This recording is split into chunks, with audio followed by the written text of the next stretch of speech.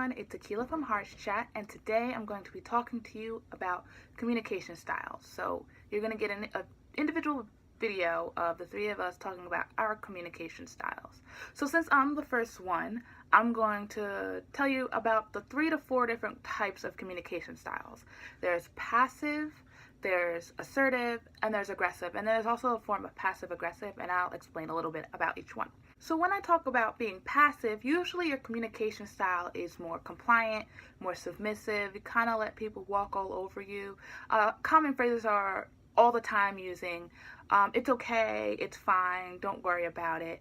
And the consequences of that is, like I said before, people walking all over you, people taking advantage of you, and not really getting across the point you want to make. So when I talk about being aggressive, you're harsh, you're sarcastic, not very nice, think you're superior, all of these different things. And usually it's somewhat of a phrase of, it's going to be my way. If you don't like it, tough, that kind of thing. And the consequences of this is you get a lot of enemies. People aren't really going to listen to you or respect you because you're being so mean and aggressive towards them.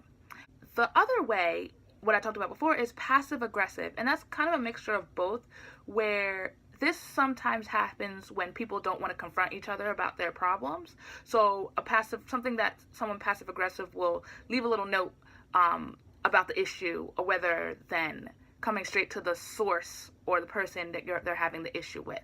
And the last communication technique is known as assertive, and this is the technique that we want to strive to be towards. So when you're assertive, your actions and your expressions kind of fit with what you're saying. You're clear, but you're also polite, and you're respecting yourself and others. Sometimes words that are said with assertive people is like, oh, that's a good idea. How about we look at this idea as well? So you're kind of taking both sides into considerations and allowing both parties to put in their input and kind of decide what they want to do. And, the consequence, I guess, or reward for being assertive is you gain good relationships with people. You're happier. People respect you more, and people are able to communicate and talk with you more. You feel good about yourself as well. So for me, I would say my communication style is, I try to be assertive. I think I can be a little bit passive at times as well, but I think as I've grown up, in terms of being assertive, when I want things done the way they're supposed to be done, I'm gonna tell you, I'm gonna try to get it done. I'm gonna try to be polite, kind of the same thing. Like, if you're polite to me, I'm polite to you, depending on what the situation is. Sometimes I'm a little bit more passive because I'm gonna be straight up and honest. Like, I don't really want to deal with the drama or the back and forth. I'll be like, okay, just do whatever you want. It's cool. Usually during that times, I don't really care about the situation or what's happening, what's going on, whether that's right or wrong. We're all striving to be assertive, like that's what you're supposed to be. But it happens. No one's going to be perfect. It's okay not to be assertive all the time, as long as you're able to, when it's very important to you and it doesn't go against your beliefs, that you are assertive, you get the things that you need or want that's not hurting anyone or yourself. So with that, I think an example I can give about myself is when it comes to food, I'm extremely passive because I love all types of food. I like to eat. So when people ask me, do you want to have this or have this? I am fine with whatever you want because I will eat everything. Most people are, they have some things they like, some things they don't like. You can ask any one of my family members.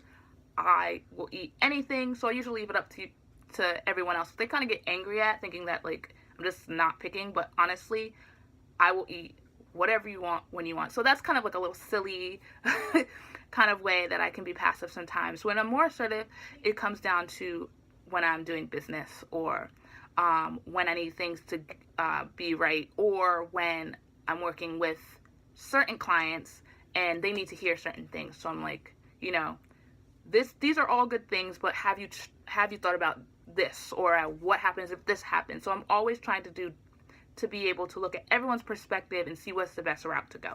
If you fall into one of these categories and you don't like it, or you want to change your communication style, I think one good tip that you'll hear from therapists, from the internet, everything, is called I statements.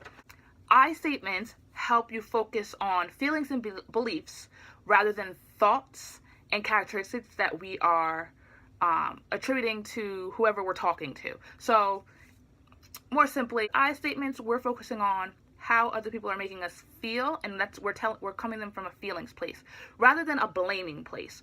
For an example, an I statement is, the typical script that's used.